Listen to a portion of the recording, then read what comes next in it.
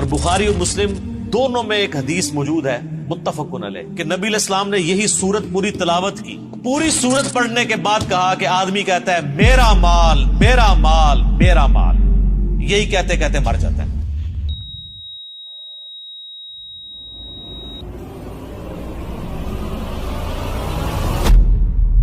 وَتُحِبُّونَ الْمَالَ حُبًّا جَمًّا.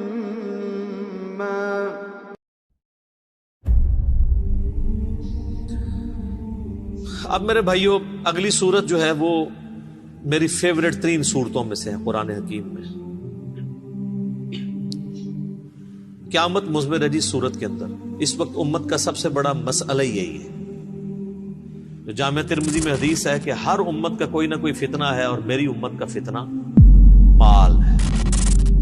اور بخاری اور مسلم دونوں میں حدیث ہے نبی علیہ السلام نے اپنی وفات سے 1 مہینہ پہلے شہدائے احد کے قبرستان میں جا کے ان کی قبروں کے اوپر جنازہ دوبارہ پڑھا. 8 سال کے بعد 3 ہجری میں غزوہ احد ہوا اور 11 ہجری میں نبی علیہ السلام کی وفات ہوئی. تو آپ نے اپنی وفات سے 1 مہینہ پہلے وہاں پہ خطبہ دیا. میں نے کربلا والے ریسرچ پیپر میں خطبہ ڈالا بھی ہوا ہے. آپ علیہ السلام نے قبرستان میں خطبہ دیا عبرت کے لیے کہ مرنے کے بعد سب نے ادھر ہی آنا ہے. چونکہ آپ بھی دنیا سے جا رہے تھے، آپ کو اللہ نے بتا دیا.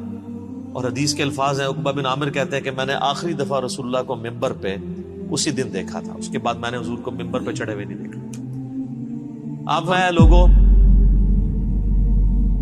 اللہ تعالیٰ نے مجھے اپنا حوض کوثر یہیں پہ دکھا دیا ہے. اس وقت میرا ممبر میرے حوض کوثر پہ لگا ہے. میں تمہارا پیش رو ہوں، یعنی میں آگے جانے والا ہوں، تم میرے بعد میرے پیچھے آؤ گے. ظاہر ہے نبی علیہ السلام نے ایک دعوت کھڑی کی تھی، اتنی محنت سے اپنی ایک ٹیم تیار کی تھی. اب دنیا تو ظاہر ہر بندے نے چھوڑ کے جانا ہے، تو آپ کو یہ ٹینشن بھی تھی کہ میں جو پیچھے لوگ چھوڑ کے جا رہا ہوں ان کو آخری درجے تک وصیت کر جاؤں کہ میرے بعد تمہیں خطرہ کن کن چیزوں سے. آپ نے فرمایا مجھے اپنے بعد تم سے یہ ڈر نہیں کہ تم دوبارہ سے بت پرستی میں مبتلا ہو جاؤ، شرک کرنے لگ پڑو. یہ تو مجھے کانفیڈنس ہے کہ تم، یعنی اپنے صحابہ کے بارے میں آپ کو ایک گارنٹی تھی، تربیت یافتہ جو لوگ تھے، کہ یہ شرک میں مبتلا نہیں ہوں گے.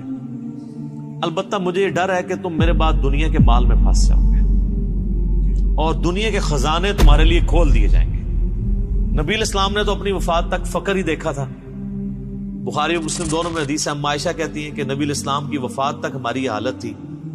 بعض اوقات 1 مہینہ، بعض اوقات 2، بعض اوقات 3 مہینے تک ہمارے گھر میں چولہا نہیں جلتا تھا. کوئی پکانے کے لیے چیز نہیں ہوتی تھی. 2 کالی چیزوں پہ گزارا ہوتا تھا، ایک کھجور اور دوسرا پانی. اور کھجوریں بھی کوئی ٹنو ٹن نہیں، 2 کھجوریں اور ایک میٹھا پانی کا پیالہ صبح کے وقت، اور 2 کھجوریں اور 1 پانی کا پیالہ میٹھا شام کے وقت. کیونکہ میٹھا پانی وہاں پہ ایشو تھا ریگستان میں. آج بھی آپ ذرا ریگستانی علاقوں میں چلے جائیں تو کتنے کلومیٹرز پیدل سفر کر کے، وہاں کی تو زندگی میں ایشو ہی یہی ہے کہ پانی بھر کے لانا ہے 8 کلومیٹر سے، اور آپ نے آٹا جو ہے چکی میں پیس کے بس روٹی پکانی. یہ ٹوٹل لوگوں کی زندگی ہے. یہ جو آپ یاشی ہیں جو نیٹ پہ یوٹیوب پہ بیٹھے رہتے ہیں اور فیس بک پہ، یہ تو وہاں کے مسئلے ہی نہیں ہیں. وہاں کے تو مسئلے ہی کچھ اور ہیں. تو اس زمانے میں نبی علیہ السلام کے مبارک زمانے، اما عائشہ کہتی ہیں کہ یعنی آپ علیہ السلام اور آپ کے گھر والوں کا گزارا کالی چیزوں پہ ہوتا تھا. اب ظاہر نبی علیہ السلام کو ٹینشن تو تھی کہ میرے بعد جب دنیا کے خزانے کھول دیے جائیں گے. تو مسلم شریف کے آگے الفاظ ہیں اس شہدائے احد والے قبرستان میں جو خطبے میں آپ نے فرمایا کہ مجھے خطرہ ہے کہ تم دنیا کے مال میں پھنس جاؤ گے، دنیا کی محبت میں ایک دوسرے کو قتل کرو گے، حتیٰ کہ تم بھی تباہ و برباد کر دیے جاؤ گے جس طرح تم سے اگلی امتیں برباد کر دی گئی. اور وہی ہوا ہے. آپ دیکھ 30 سال ہی سکون سے گزرے ہیں، وہ بھی بمشکل. اور اس کے بعد کیا ہوا ہے امت کے ساتھ؟ پھر اسلام کا عروج تو نیچے ہی آیا ہے، مسلمانوں کا عروج اوپر گیا. ظاہر ہے سپر پاور تھی، اس کا ایکسپلوژن تھا. جب بھی آج امریکہ سپر پاور ہے تو سر وہ بھی بدماشی کر رہا ہے. اس وقت ہم سپر پاور تھے، ہم بھی کسی کو کھنگڑ نہیں دے دیں. ٹھیک ہے، تو وہ ایک سپر پاور کا ایکسپلوژن تھا. اسلامی حکومتیں نہیں تھی، مسلمان حکومتیں تھیں. کس کی جرت ہے کہ وہ کہہ دے گے جو سلطنت مغلیہ کی حکومت اسلامی حکومت تھی؟ میرا خود تعلق مغلیہ خاندان سے ہے، میں کیسے یہ کہہ دوں؟ اللہ کو جان دینی. مسلمانوں کی حکومتیں تھیں، اسلامی حکومتیں تو کوئی نہیں تھی. نہ سلطنت عثمانیہ جو ہے وہ اسلامی حکومت تھی، مسلمانوں کی حکومت تھی. تو آپ علیہ السلام کو بتا دیا گیا کہ فتنہ مال ہے. یہ صورت اسی فتنے کو ایڈریس کرتی ہے. اور بخاری اور مسلم دونوں میں ایک حدیث موجود ہے متفقن علیہ کہ نبی علیہ السلام نے یہی صورت پوری تلاوت کی. پوری صورت پڑھنے کے بعد کہا کہ آدمی کہتا ہے میرا مال میرا مال میرا مال، یہی کہتے کہتے مر جاتا ہے. حالانکہ تیرا مال تو وہ ہے جو تو نے کھا پی لیا یا پہن کر بوسیدہ کر لیا کپڑے، یا آخرت میں اللہ کے لیے بھیج کے اللہ کی راہ میں خرچ کر کے اپنے لیے سٹور کر لیا. یعنی جو اللہ کی راہ میں خرچ کرتے ہو یہ تمہارا مال ہے، باقی تو تیرے وارثوں کا مال ہے.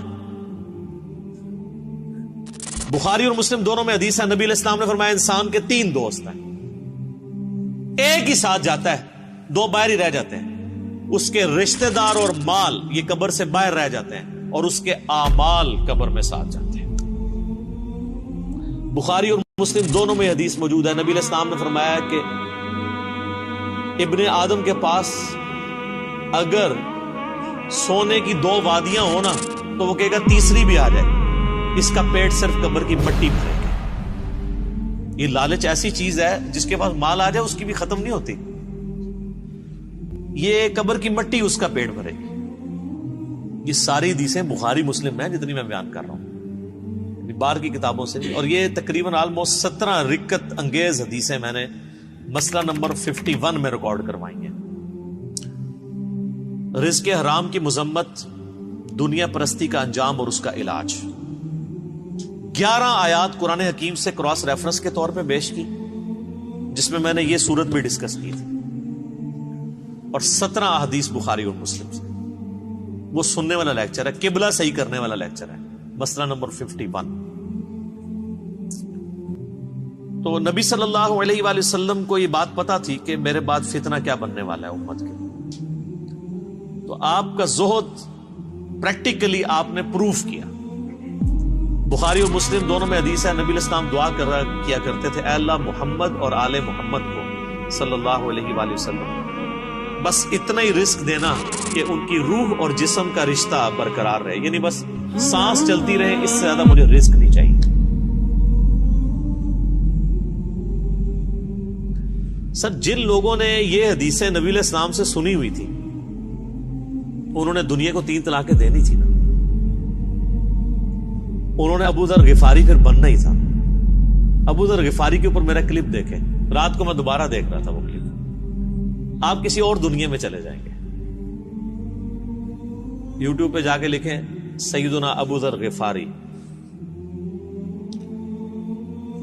Tragic life story of a true Muslim, کہ انہوں نے کتنی کمٹمنٹ کے ساتھ زہد کی زندگی گزاری ہے. ایون صحابہ سے بھی وہ لڑتے تھے اس معاملے میں کہ نبی علیہ السلام کی یہ زندگی نہیں تھی جو تم گزار. اور وہ جو کچھ فورسی کر رہے تھے حضرت عثمان کے دور میں، پھر آپ نے دیکھ لیا کہ پھر اس کا انجام کیا نکلا. الہاکم التکاثر، غافل رکھا تمہیں، ہلاک کر دیا تمہیں زیادہ مال جمع کرنے کی ہوس نے. حتی زرتم المقابر، یہاں تک کہ تم نے قبروں کا منہ دیکھا. یعنی مرتے دم تک مال مال مال مال، اینڈ کوئی نہیں ہے جب تک کہ قبر کی مٹی میں نہ جا کے مل جاؤ. کلا سوف تعلمون، ہاں ہاں تم جلد ہی جان جاؤ گے. ثم کلا سوف تعلمون، پھر تم سے کہتے ہیں ہاں ہاں ان قریب تمہیں معلوم ہو جائے گا. کلا لو تعلمون علم الیقین، ہاں تم یقینی طور پر جان جاؤ گے. یقین تو اسی وقت آنا جب چیز سامنے آ جائے گی. لترون الجحیم، تم دیکھ کر رہو گے دوزخ کی آگ کو. ثم لترونها عین الیقین، اس کے بعد تمہیں دوزخ کی جو آگ کو دیکھ کر اپنی آنکھوں سے یقین آ جائے گا. لیکن اس میں فائدہ کوئی نہیں ہونا. ثم لتسألن یومئذ عن النعیم، اس دن پھر تم سے اللہ تعالیٰ ہر اس نعمت کے بارے میں پوچھے گا جو اس نے دنیا میں تمہیں وہ نعمت دی تھی. آنکھ، کان، عقل، یہ ساری چیزیں دی تھی. ان کو یوٹیلائز کر کے اللہ کی اطاعت کیوں نہیں اختیار کی؟ اللہم من احییتہ منا فاحیہ علی الاسلام ومن توفیتہ منا فتوفہ علی الایمان اللہم ثبتنا علی الایمان اللہم ثبتنا علی القرآن اللہم ثبتنا علی الاسلام اللہم اجرنا من النار اللہم اجرنا من النار اللہم اجرنا من النار آمین.